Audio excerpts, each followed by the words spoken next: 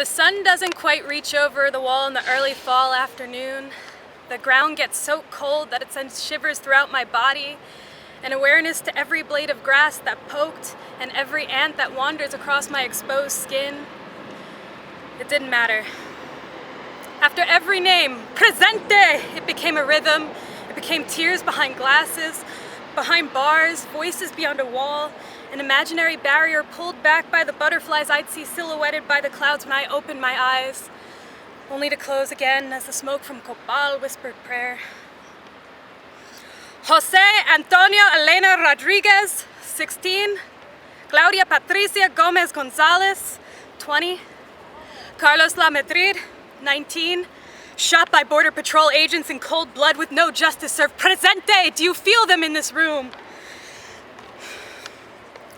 Presente to the trans women whose names I went to Google only to find dozens more. The hundreds and hundreds of unidentified men and women and children separated and lost in the name of greed, of false security, of corruption.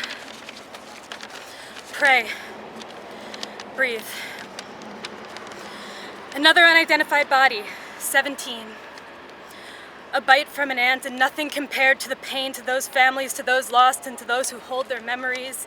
Eyes closed, stay still, breathe, feel, prayer. The Santa Cruz River flows backwards in a much more beautiful way than this government's backwards-ass laws and rules. Did you know the Department of Homeland Security can waive laws to build over forests and rivers and wetlands? Did you know Arizona has wetlands?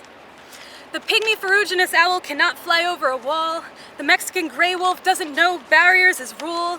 Jaguars and pronghorns, Sneed's pincushion cactus. There is no emergency at the border besides the loss of life. 93 threatened and endangered species, thousands of miles of desert cut in half from California to Texas. And that very same river, the Santa Cruz, which swells once a year with the rage of monsoons, of land scorn, can wipe out vehicle barriers with its power. It has for years, and it won't anymore. Ground broken over dry land, something like 30 laws waived in a box culvert to replace that flowing water. I could hear the wheels on dirt, but could not see if Border Patrol had made their way to the crowd. Could hear the marigolds being put into the earth, holes being dug, each one blooming in the face of such ugliness. Like the people, like the animals, resilience, roots in. I could smell the copal still burning, and feel the strength from the chants on two sides of the same land. Presente. The name still rang between the spaces of the pillars. Grandmothers used to pass fresh tortillas through that space, lovers holding hands in a city crossed by an imaginary border. It's hard not to imagine what the borderlands could be like without the threat of Border Patrol, militarized police force. Who are you visiting?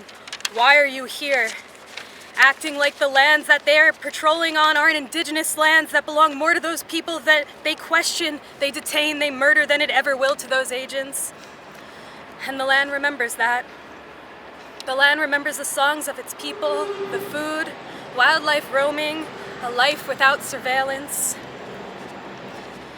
And as the last names were read from the Sonoran side, I could not see anything but the jagged edges of poles jutted into the crisp blue sky, butterflies and turkey vultures who do not abide by those same rules.